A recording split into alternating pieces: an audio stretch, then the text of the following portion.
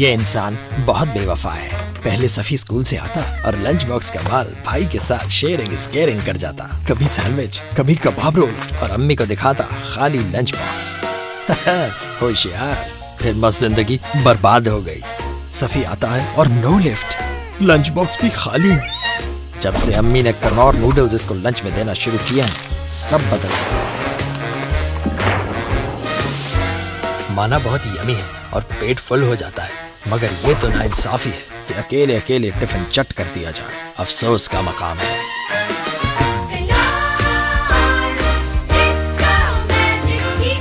होगा मुझे क्या।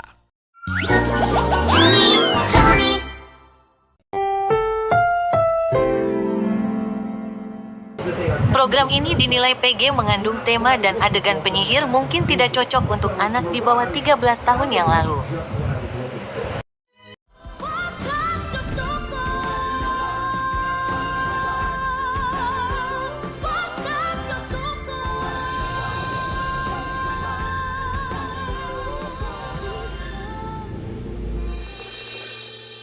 Hindi ko magagawa yung mga binibintang nila sa akin.